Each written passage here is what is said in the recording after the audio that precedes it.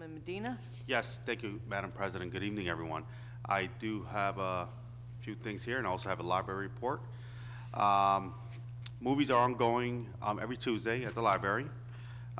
Saturday, February 4th is National Take Your Child to the library.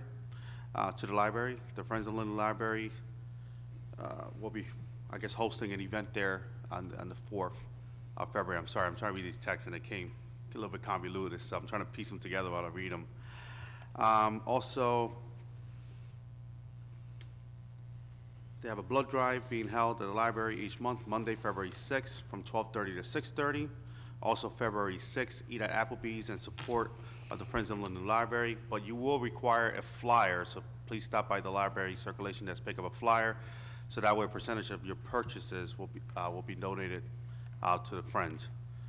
Also, Thursday, March 2nd is Dr. Seuss' birthday celebration. Come listen to stories written by Dr. Seuss. And also, there's a book sale that will be held in May. If you'd like to donate books, please contact Don Bibiano at 908-298-3830, extension 17 at the library.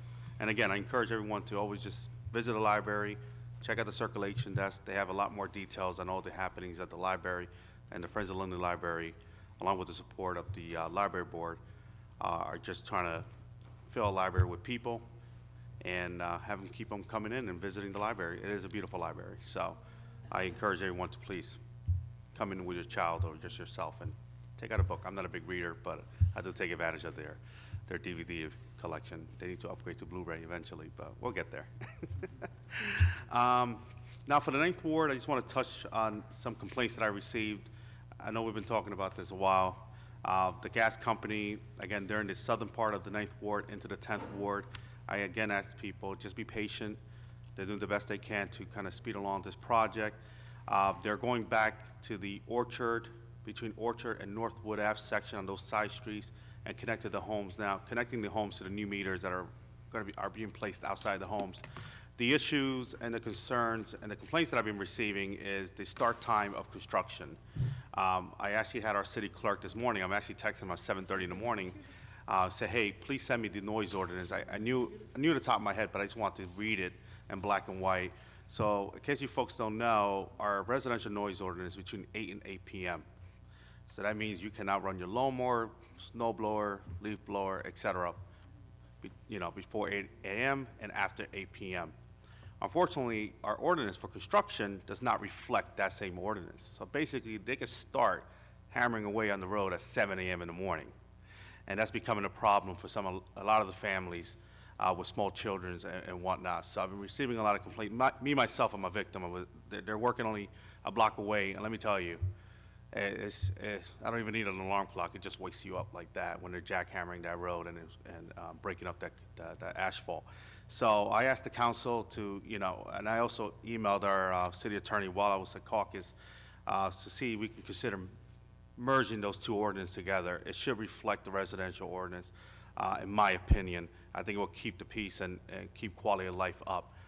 With the exception of emergencies, of course, there is a clause in there. If there is a break in the line, obviously they have to work in those lines. But when it comes to an ongoing project, we should be more cognizant of what start time we give them. So no fault to Skoda or the gas company. They were told they could start at 7:30, but they're starting a little bit earlier than that. So we're just trying to address it, communicate, and be ahead of the game here when it comes to those concerns and those complaints. 'Cause at the end of the day, quality of life is really important. Street paving, Ninth Ward is due for street paving this year. Hopefully it'll be finalized so I can advertise those streets. But luckily, since half those roads were done, the money goes a little bit longer. It goes a long way this year, so we're hoping we'll get a few more roads in there. I already submitted them. Engineering's been looking at those roads. They already did the preliminary list. Again, I'm not an expert. So hopefully I could be able to advertise those roads next month or even in March for paving in the Ninth Ward. And I believe there was some money left over out of the Ninth Ward budget, so we're hoping to finish up some sidewalks. And I know Councilman Brooks spoke about the walkway for 4-4 Park for the monument, but one of my biggest challenge and I'm I'm just telling you this, you could brace for it. But since I came on council back in 2013, I've been trying to get the sidewalks around the former Sunnyside Park, which is actually Paul Werkmeister's Park, replaced.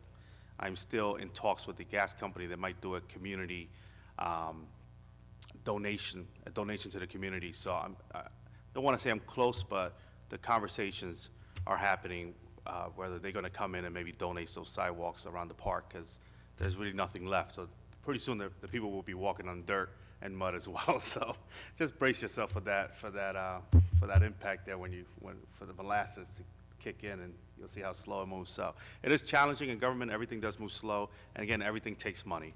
Unfortunately, some part of town doesn't qualify for certain community development block grant money. So we have to be patient and put money in capital to get these things done. So we have a lot of problems throughout the city of Linden when it comes to infrastructure, so I totally understand. I'm working on my Volume 6 newsletter. I'm hoping to have it released sometime in April, May. I always tell people, you don't have to live in the Ninth Ward. You want to receive my newsletter, it's very informative. You can get a lot of information out of it.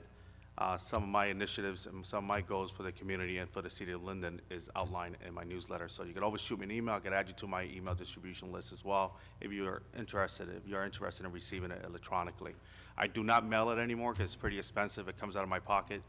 Just to give you a rough number, it costs roughly almost $600 to print and $700 to mail, and that comes out of my pocket. So now I'm using the kids again from the high school, and they've been doing a great job. So they did the last two, and they're going to do the Volume 6 as well. So the kids have been doing a great job. Plus, it puts actually a couple dollars in their pockets. So they go to the movies, go to the mall, and spend it. Besides that, if you ever need to get a hold of me, cell phone number is 908-986-6100. You could always call, text me, or even shoot me an email, amedina@linden-nj.org. I'm always available to try to answer any questions that you may have or address any issues. So I'm always here to serve. That concludes my report. Thank you. Thank you, Councilman.